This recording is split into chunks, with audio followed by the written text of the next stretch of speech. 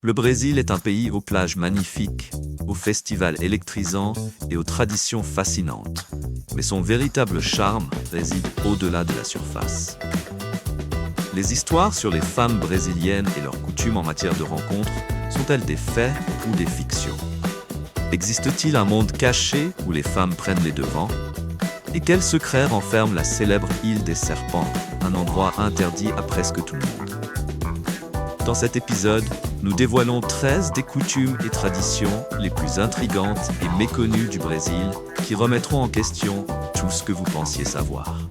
À la fin, vous aurez une nouvelle perspective et découvrirez le Brésil d'une manière que vous n'avez jamais imaginée. Plongeons-y.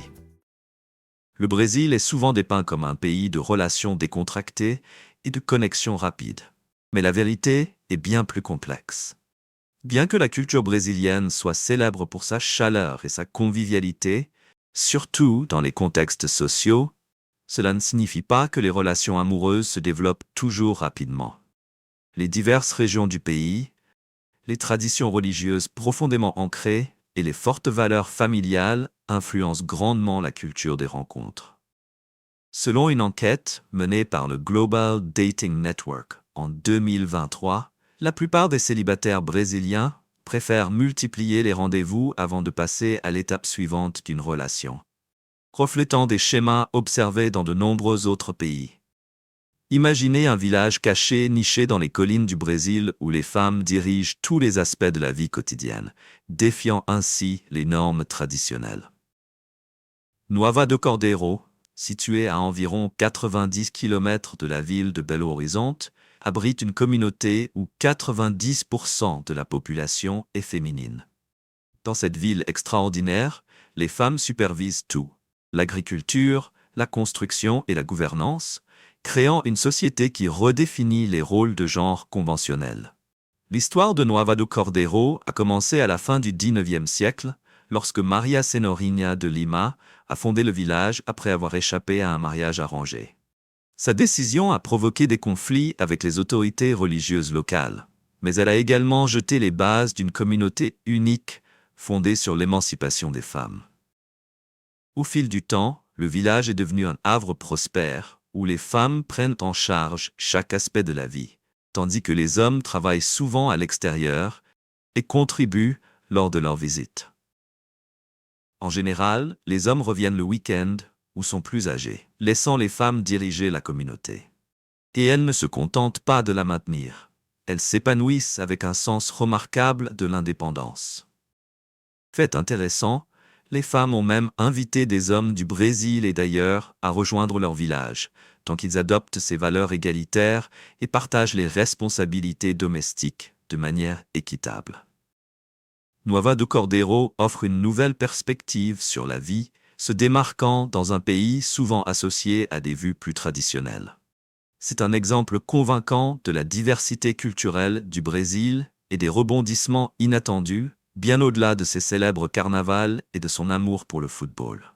Mais cette ville remarquable parviendra-t-elle à maintenir ses traditions, alors que l'intérêt mondial grandit, ou l'influence extérieure apportera-t-elle des changements? Seul le temps nous dira comment cette communauté extraordinaire évolue. Que pensez-vous de la société matriarcale de Nova do Cordeiro? Son modèle de leadership féminin pourrait-il inspirer d'autres communautés à travers le monde? Partagez vos réflexions dans les commentaires. Aussi fascinante que soit cette ville, il existe un autre endroit au Brésil qui est entièrement interdit à tous, peu importe qui ils sont. Oseriez-vous vous aventurer près de l'île interdite des Serpents? L'île des Serpents, officiellement appelée Queimada Grande, se trouve au large de la côte de São Paulo, au Brésil. Cette île isolée abrite des milliers de serpents, y compris le serpent à sonnette dorée, l'un des serpents les plus venimeux et dangereux au monde. Sa morsure peut rendre une proie presque instantanément incapable de fuir. Bien que cela puisse sembler tiré d'un film d'horreur, l'île est un endroit réel, mais interdit au public. Le gouvernement brésilien a interdit l'accès à l'île des Serpents, n'accordant l'accès qu'aux chercheurs et à la marine pour des études scientifiques et des surveillances de sécurité. Malgré son apparence tropicale luxuriante, l'île des Serpents est tout sauf sûre. S'étendant sur une superficie de 76 hectares, on estime qu'elle abrite entre 2000 et 4000 serpents, soit environ 5 serpents par mètre carré. Cela en fait l'une des populations de serpents les plus denses de la planète. Le serpent à sonnette dorée, que l'on trouve uniquement ici, s'est adapté à ces conditions et prospère sans prédateurs naturels, faisant de l'île un écosystème véritablement unique et délicat. Des légendes entourent également cet endroit mystérieux. Un conte prétend que des pirates ont laissé les serpents là pour garder un trésor caché, bien qu'il n'y ait aucune preuve pour soutenir cette histoire. Les derniers habitants humains connus de l'île étaient un gardien de phare et sa famille au début du XXe siècle. Mais des rumeurs suggèrent que des événements tragiques impliquant les serpents ont forcé leur départ. Aujourd'hui, le phare fonctionne automatiquement et aucun humain ne reste sur l'île. Les visites sur l'île des serpents sont strictement contrôlées, seuls certains chercheurs et réalisateurs de documentaires étant autorisés sous des protocoles de sécurité rigoureux. Leur travail aide à découvrir les secrets de la faune unique de l'île, tout en garantissant un minimum de perturbation de l'écosystème. Pour la plupart des gens, l'île des serpents est un endroit à admirer de loin. Oseriez-vous explorer ce mystère mortel de loin? L'île des serpents a captivé les imaginations du monde entier avec son mélange de danger et d'intrigue. En restreignant l'accès, le Brésil protège non seulement les gens des dangers, mais préserve également l'environnement fragile de l'île, permettant à sa population de serpents de prospérer sans être dérangée. Bien que l'attrait de l'île des serpents soit peut-être mieux apprécié de loin, le Brésil a de nombreuses autres particularités et surprises à découvrir. En parlant de cela, avant de continuer, j'ai une petite faveur de 10 secondes à vous demander. Si vous appréciez ce voyage et souhaitez soutenir cette chaîne, appuyez sur la cloche de notification et abonnez-vous. Cela aide énormément et je promets de continuer à vous apporter un contenu encore meilleur. D'accord? Vous vous tenez au cœur animé de Rio de Janeiro, absorbant l'énergie vibrante de la ville. La musique emplit l'air, les rires résonnent dans les rues et la chaleur des gens vous entoure. Mais une chose pourrait vous surprendre, le temps semble plus flexible ici. La ponctualité dans les contextes sociaux n'est pas aussi stricte que vous pourriez l'attendre. Pourquoi cela et comment cela façonne-t-il la vie quotidienne? Imaginez ceci. Vous êtes invité à une fête d'anniversaire à São Paulo, prévue pour commencer à 7 heures. Vous arrivez à l'heure, seulement pour découvrir que l'hôte est encore en train de préparer, que la nourriture n'est pas prête et qu'aucun autre invité n'est en vue. Au Brésil, il est courant que les invités arrivent plus tard que l'heure prévue. Ce n'est pas une question de mauvaise planification. C'est un reflet de l'approche détendue et sociale du pays envers les rassemblements. Lors d'événements décontractés, arriver 1 heure ou 2 après l'heure indiquée est parfaitement normal.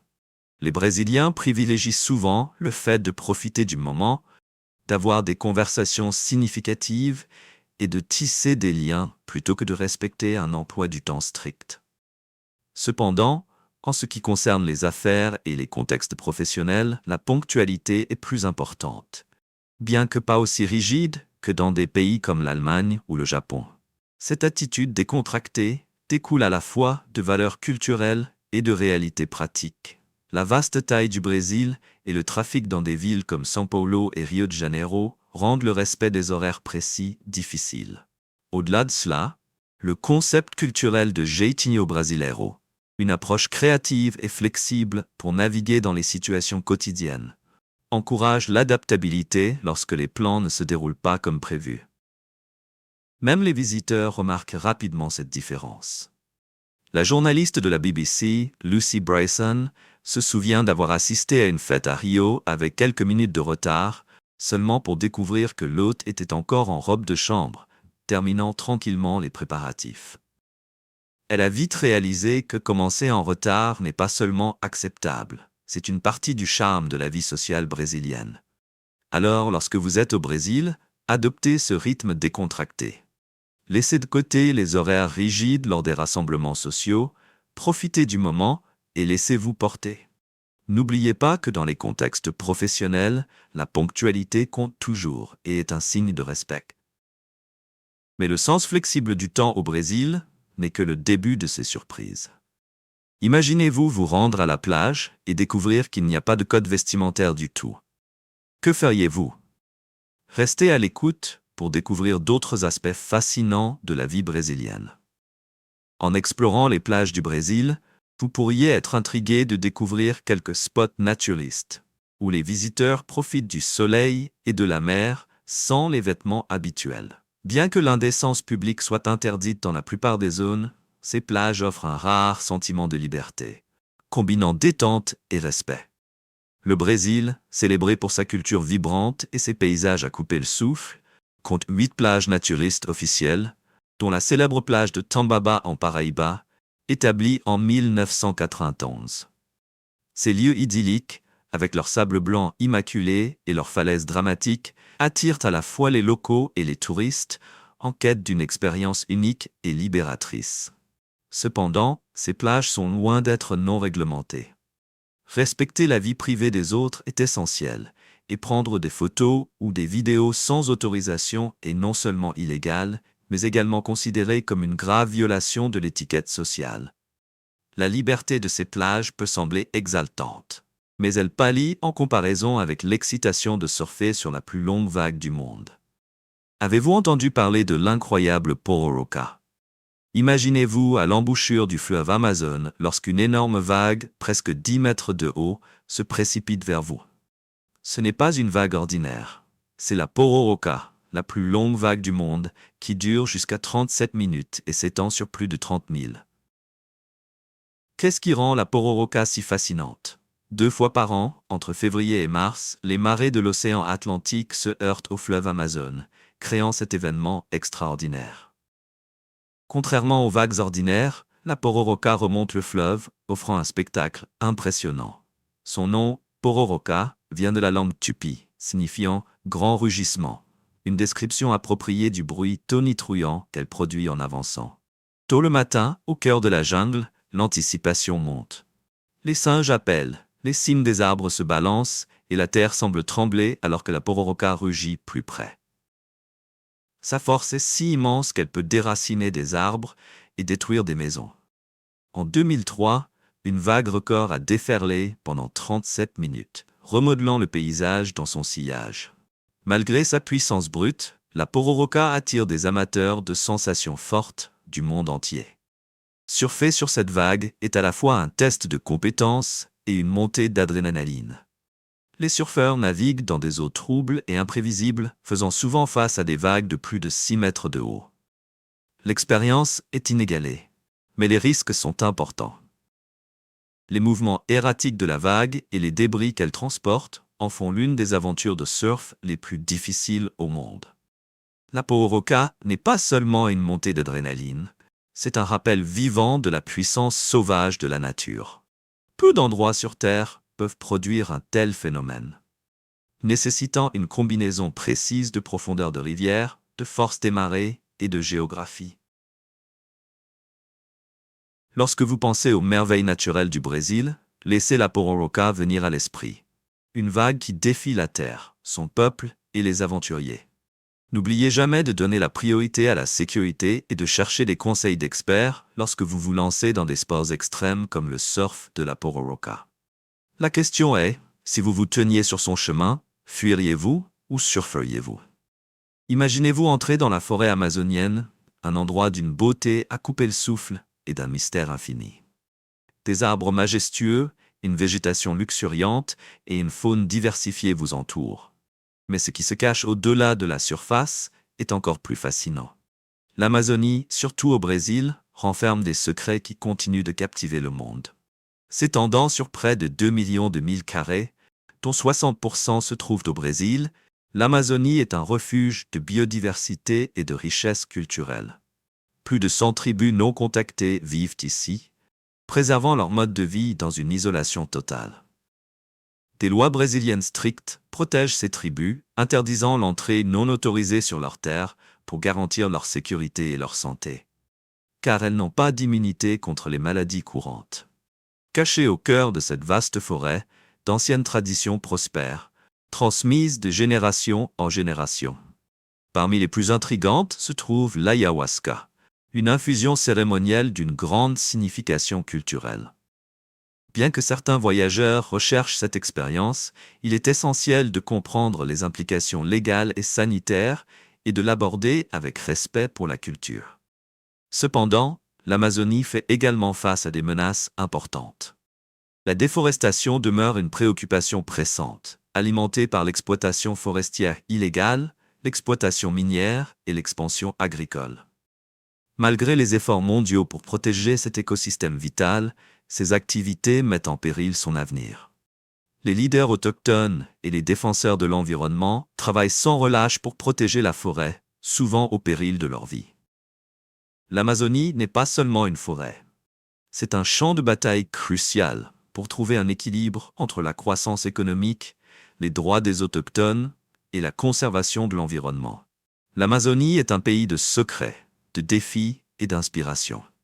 Elle nous rappelle l'équilibre délicat entre l'activité humaine et la préservation de la nature, un équilibre essentiel pour l'avenir de notre planète. Mais le Brésil ne se limite pas aux mystères et aux défis, c'est aussi un endroit où les connexions sociales sont chéries.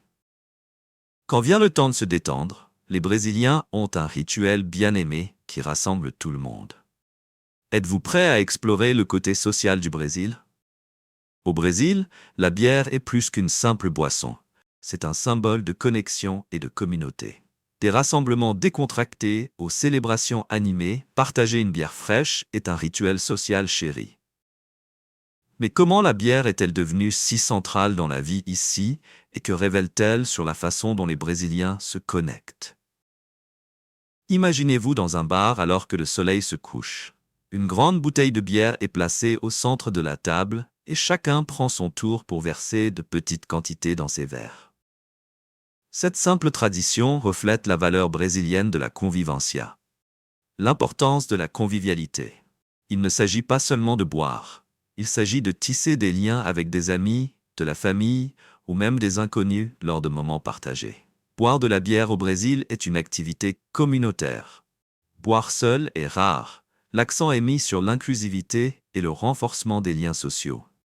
Au fur et à mesure que la bière coule, les histoires, les rires et un sentiment partagé d'appartenance affluent. Et bien sûr, l'accent est toujours mis sur le fait de profiter de ces moments de manière responsable. Le Brésil figure parmi les pays les plus consommateurs de bière au monde, avec près de 14 milliards de litres consommés chaque année. La bière est un incontournable lors d'événements emblématiques comme le carnaval et un compagnon constant lors des barbecues en famille et des rencontres décontractées entre amis. Au Brésil, la bière est servie bien fraîche et dans de petites tasses pour la garder rafraîchissante dans le climat chaud. Cette coutume souligne l'importance de savourer chaque gorgée tout en embrassant la joie d'être ensemble. Au-delà de la boisson elle-même, la culture de la bière au Brésil reflète des valeurs de générosité et d'hospitalité. Offrir un verre à quelqu'un, qu'il s'agisse d'un ami ou d'un nouvel arrivant, montre chaleur et inclusivité. Bien que ce soit une tradition populaire, le respect du choix de chacun, qu'il boive ou non, reste essentiel. La scène de la bière artisanale en pleine croissance au Brésil, avec plus de 2000 brasseries à travers le pays, ajoute encore plus de variété à cette expérience. Ces créations locales apportent de nouvelles saveurs et styles qui continuent d'unir les gens dans le plaisir partagé. Et pour ceux qui ne boivent pas d'alcool, pas de problème. L'esprit de partage et de connexion s'étend à tous avec des options sans alcool, garantissant que personne ne se sente exclu. Au Brésil, la bière est plus qu'une boisson. C'est un pont vers la connexion, les rires et les souvenirs partagés. Alors, lorsque vous vous trouvez au Brésil, rappelez-vous, cette bière bien fraîche n'est pas seulement une boisson, mais une invitation à tisser des liens dans un esprit d'inclusivité et de responsabilité.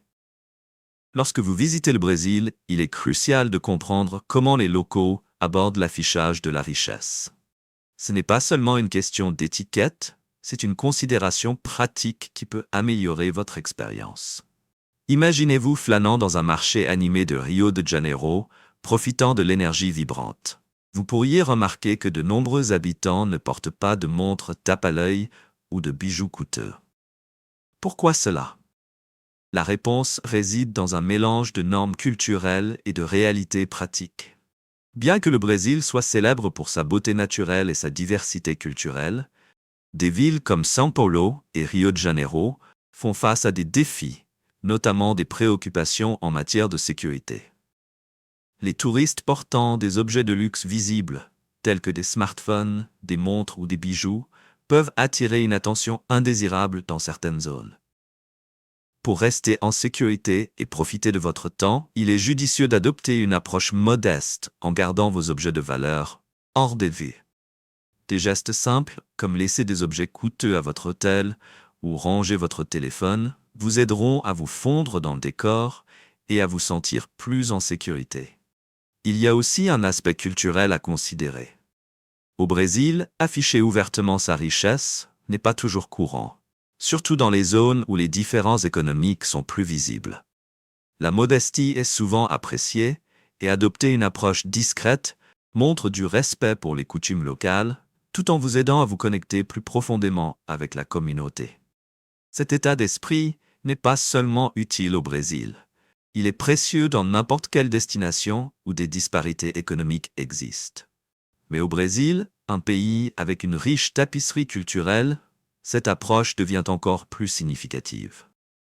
Que ce soit votre première fois au Brésil ou que vous y reveniez, rappelez-vous, moins, c'est souvent plus. En adoptant cette approche, vous vous assurez non seulement un voyage plus sûr, mais vous favoriserez également une appréciation plus profonde de la culture riche et diversifiée du Brésil. Les Brésiliens sont renommés pour leur amour profond de la musique et de la danse, un rythme qui traverse la vie quotidienne. Pourtant, derrière les rythmes vibrants et les célébrations joyeuses, il existe des sensibilités culturelles et des restrictions surprenantes, qui pourraient même surprendre les voyageurs les plus aguerris. Voici quelque chose à considérer. Dans un pays célèbre pour ses festivals exubérants comme le carnaval, qu'est-ce qui pourrait être tabou? Bien que l'esprit vivant du Brésil soit célébré dans le monde entier, ses nuances culturelles et légales révèlent des couches inattendues. Prenez les styles musicaux emblématiques du Brésil, comme la samba, le forró et la capoeira. Ce ne sont pas seulement des formes de divertissement, ce sont des expressions puissantes de liberté et de communauté. Cependant, toute la musique n'est pas acceptée de la même manière. Le funk carioca, un genre populaire originaire des favelas de Rio, a fait face à des défis de la part des autorités en raison de son association avec des thèmes controversés. Malgré cela, il prospère dans des scènes souterraines, reflétant la tension entre tradition et mouvements musicaux émergents. Même le carnaval, la célébration ultime du Brésil, a ses limites. Dans certaines régions, porter des symboles religieux dans le cadre de costumes révélateurs a suscité des débats, soulevant des questions sur l'équilibre entre l'expression culturelle et le potentiel de manque de respect. Les ordonnances sur le bruit dans certaines villes réglementent également la durée et le volume des festivités, visant à équilibrer l'ordre public avec l'énergie spontanée du pays. La capoeira, désormais un symbole chéri du patrimoine brésilien, a été interdite pendant la période coloniale en raison de ses liens avec la résistance parmi les personnes asservies. Cette forme d'art, mélangeant musique, danse et arts martiaux, était considérée comme une menace, soulignant comment les formes d'expression peuvent faire face à des restrictions dans des contextes historiques spécifiques. Au-delà de la musique et de la danse, les sensibilités culturelles au Brésil touchent également des sujets complexes, comme la race, la classe et la politique. Les discussions sur les droits des autochtones ou la corruption politique peuvent mener à des débats passionnés. Même des gestes comme pointer quelqu'un sont considérés comme impolis, reflétant l'importance du respect dans les interactions sociales. Bien que le Brésil soit célébré pour sa liberté artistique, certaines paroles et expressions ont été restreintes en raison de préoccupations morales.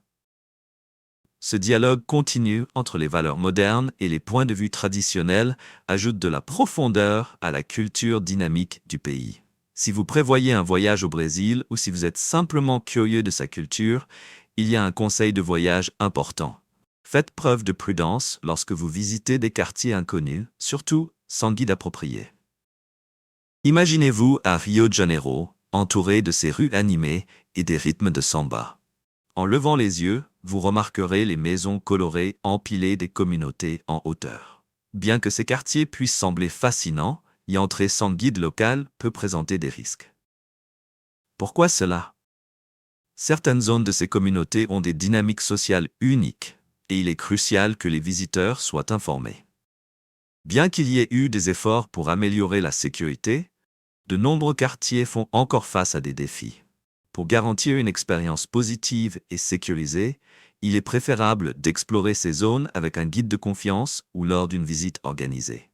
Malgré ces complexités, ces quartiers abritent environ 13 millions de personnes et ont contribué immensément à la culture brésilienne, donnant naissance à la samba et au funk.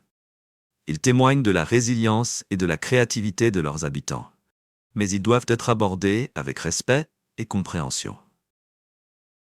Le Brésil est généralement sûr pour les touristes, et en suivant des conseils comme savoir où aller et faire preuve de prudence, vous pouvez passer un voyage mémorable et agréable. Si vous êtes désireux de visiter ces communautés, envisagez de le faire avec un guide réputé qui peut offrir des perspectives et garantir votre sécurité. De cette façon, vous pouvez découvrir la beauté vibrante du pays tout en étant informé et respectueux. Bien qu'il y ait des efforts en cours pour améliorer ces zones, le progrès prend du temps. Pour l'instant, les visites guidées restent le meilleur moyen de profiter de ces quartiers uniques tout en restant en sécurité. La sécurité est essentielle lors d'un voyage, mais il est tout aussi important de comprendre les normes culturelles. Et au Brésil, vous voudrez certainement être attentif à cela, surtout en ce qui concerne les repas. Vous êtes-vous déjà demandé pourquoi la nourriture est prise si au sérieux ici? Imaginez-vous assis à une table à dîner au Brésil, en train de déguster un repas, lorsque votre expression laisse entendre que vous n'êtes pas entièrement satisfait du plat. Dans de nombreux endroits, cela pourrait sembler inoffensif. Mais au Brésil, c'est plus qu'une simple réaction. Cela touche à la valeur culturelle profonde accordée à la nourriture. Pourquoi la nourriture est-elle si hautement considérée ici? Pour les Brésiliens, les repas sont plus qu'une simple nutrition. Ils représentent tradition, hospitalité et connexion. Un froncement de sourcils ou un commentaire négatif n'est pas seulement une question de goût personnel. Cela peut être perçu comme un manque d'appréciation pour l'effort et le soin consacré au repas. Même dans des contextes décontractés, il est important de montrer de la gratitude pour la nourriture, peu importe vos préférences. Les repas au Brésil sont souvent des rassemblements vibrants qui réunissent familles, amis et invités dans une atmosphère chaleureuse et accueillante. Au lieu d'exprimer votre désapprobation, essayez de vous concentrer sur ce que vous appréciez ou de laisser discrètement ce que vous ne pouvez pas finir sans attirer l'attention. Les manières à table brésiliennes reflètent également ce respect. Par exemple, bien que manger un hamburger ou une pizza avec les mains puisse être courant ailleurs, les Brésiliens utilisent souvent des ustensiles pour tout, même pour des aliments décontractés. C'est un petit geste, mais significatif, qui élève l'expérience culinaire et montre du respect pour l'effort qui y est consacré. Une visiteuse a un jour partagé sa surprise de recevoir un couteau et une fourchette pour sa pizza. Mais c'est rapidement adapté, mais appréciant comment cette coutume rendait même les repas simples plus raffinés. Cela reflète la fierté que les Brésiliens ont pour leur nourriture et leurs traditions. Ce respect pour la nourriture est profondément ancré dans la culture brésilienne. Selon une étude récente, 75% des Brésiliens apprécient des repas en famille au moins une fois par semaine. Ces moments partagés renforcent les liens et montrer de l'appréciation pour la nourriture et sa préparation joue un rôle vital dans le maintien de ces connexions. Alors, que pouvons-nous tirer de cela? Au Brésil, les repas sont plus qu'un simple acte de manger. Ils sont une question de respect, de tradition et de communauté. En adoptant ces coutumes, vous ne vous contenterez pas de savourer les saveurs, mais vous obtiendrez également une compréhension plus profonde de la riche culture du Brésil. Le respect pour la nourriture n'est pas une petite affaire, mais les gestes de la main peuvent être tout aussi importants. Un simple geste pourrait vous causer des ennuis. Voulez-vous savoir lequel? Dans de nombreux pays occidentaux, comme les États-Unis, faire un cercle avec votre pouce et votre index signifie tout va bien. Mais au Brésil, ce même geste a une signification très différente. Il peut être perçu comme offensant ou inapproprié. Un geste apparemment simple dans une culture peut être interprété comme un manque de respect dans une autre.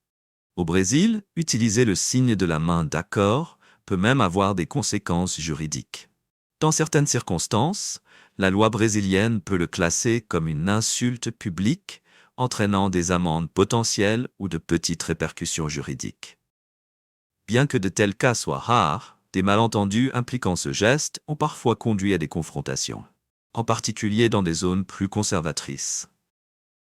Cette sensibilité reflète le riche patrimoine culturel du Brésil, où le respect et la dignité personnelle revêtent une grande importance. Un incident notable s'est produit lorsque le président américain Richard Nixon a accidentellement utilisé le signe d'accord lors d'une visite au Brésil, provoquant un léger incident diplomatique. Le signe de la main d'accord n'est pas le seul geste que les voyageurs devraient utiliser avec précaution. Le geste des cornes, couramment vu lors de concerts de rock, peut également causer une offense involontaire dans certaines parties du Brésil, où il peut être associé à des significations négatives comme l'infidélité. Lors de votre séjour au Brésil, il est plus sûr de s'en tenir à des gestes universellement amicaux, comme un pouce levé ou un sourire chaleureux. Et si vous n'êtes pas sûr, demandez conseil aux habitants est toujours une sage décision. Les Brésiliens sont réputés pour leur hospitalité et apprécieront votre effort pour respecter leurs coutumes. Bien que le signe d'accord puisse être inoffensif ailleurs, il est préférable de l'éviter au Brésil. Respecter les coutumes locales non seulement prévient les malentendus gênants, mais approfondit également votre appréciation de la culture. Restez à l'écoute pour d'autres tabous culturels surprenants du monde entier. Et en parlant de nuances culturelles, les démonstrations publiques d'affection peuvent sembler plus simples. Mais jusqu'où va l'acceptable en matière de PDA au Brésil? Dans un pays célèbre pour son carnaval vibrant et ses scènes de plage animées, vous pourriez supposer que tout est permis en matière de démonstration publique d'affection. Mais l'approche du Brésil envers le PDA est plus nuancée. Bien que les couples se tenant par la main et s'enlaçant soient courants et célébrés comme faisant partie de la vie quotidienne, il existe encore certaines limites sociales à considérer. Une enquête récente a révélé que plus de 75% des Brésiliens se sentent à l'aise avec une affection légère, comme se tenir par la main, reflétant l'amour du pays pour la vie, ou alegria. Cependant, les démonstrations plus passionnées, surtout dans des contextes formels comme les restaurants ou les centres commerciaux, peuvent être perçues comme inappropriées. L'acceptation du PDA au Brésil dépend largement du cadre. Les plages comme Ipanema sont connues pour leur attitude décontractée, tandis que des endroits plus conservateurs comme les églises, les bâtiments gouvernementaux ou les lieux haut de gamme nécessitent une plus grande retenue. Les racines catholiques profondes du pays influencent souvent ces limites, soulignant le respect des environnements sacrés et formels. Bien que le Brésil n'ait pas de loi stricte contre le PDA, un comportement trop explicite peut être perçu comme inapproprié dans certains contextes. Dans des cas extrêmes, cela pourrait même être considéré comme indécent, en vertu de l'article 233 du Code pénal. Bien que les conséquences légales soient rares, cela sert de rappel pour respecter les normes culturelles. Pour les visiteurs, la meilleure approche est d'observer votre environnement et de vous adapter en conséquence. Dans les zones urbaines animées, l'affection est plus largement affichée, mais dans des contextes plus calmes et traditionnels, la discrétion est appréciée. Comme le dit la blogueuse brésilienne Bruna Vieira, la société brésilienne est passionnée, mais tout est une question de respect. En fin de compte, le Brésil célèbre la chaleur et la connexion tout en valorisant la considération pour les autres. Trouver cet équilibre vous aidera à profiter de la culture vibrante du pays sans risquer d'offenser qui que ce soit. Si vous avez aimé la vidéo d'aujourd'hui, n'hésitez pas à cliquer sur le bouton j'aime et n'oubliez pas de vous abonner à la chaîne. Votre soutien compte énormément pour nous. Cliquez sur la vidéo qui apparaît actuellement sur votre écran. Je suis sûr que ce contenu va vous plaire. Dites-nous en commentaire quel pays vous aimeriez voir présenté sur notre chaîne. Merci beaucoup d'avoir regardé et à très bientôt dans la prochaine vidéo. Nous sommes ravis que vous soyez ici aujourd'hui. S'il vous plaît, laissez un commentaire, aimez la vidéo pour nous soutenir et abonnez-vous pour plus de vidéos. À bientôt.